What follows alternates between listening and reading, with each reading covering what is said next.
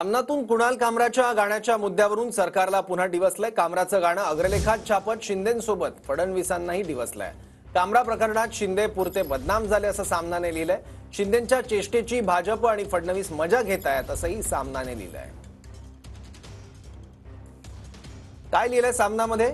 मथळा आहे जुन्याच दारूची नशा आणि त्यात लिहिलंय महाराष्ट्रात 40 आमदारांनी गद्दारी केली, त्यावर प्रचारात राळ उठली, कोर्टबाजी झाली, खोक्यांवरच्या घोषणा गाजल्या। कुणाल कामराने विडंबन गाण्यात हेच सांगितलं, त्यामुळे त्यात नवीन काय? नव्या बाटलीत जुनीच दारू आहे। त्या जुन्या दारूची नशा शिंदेंच्या लोकांना अशी चढली की त्यांनी कामराच्या स्टुडिओवर हल्ला केला।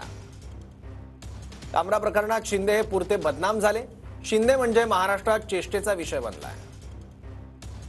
भाजप आणि फडणवीस मजा घेतायत। या चेष्टेखोरीत महाराष्ट्रही हास्यास्पद ठरला हे बरं नाही। शिंदेंचे लोक कुणाल कामरावर हल्ला करतात, पण शिवरायांचा अपमान करणाऱ्या कोरटकर विरोधात ब्र काढायला तयार नाहीत। मग शिवरायांचा अपमान करण्याचे अभिव्यक्ती स्वातंत्र्य कोरटकरला महाराष्ट्र सरकारने बहाल केलं आहे का? देवेंद्र फडणवीस हे एक हतबल गृहमंत्री आणि कमजोर मुख्यमंत्री आहेत, हे पुन्हा एकदा सिद्ध झालं। स्टुडिओवर हल्ला करणाऱ्या गुंडांवर कारवाई करण्याचं सोडून गृहमंत्री कामराला सांगतात माफी मागा आणि प्रकरण मिटवा।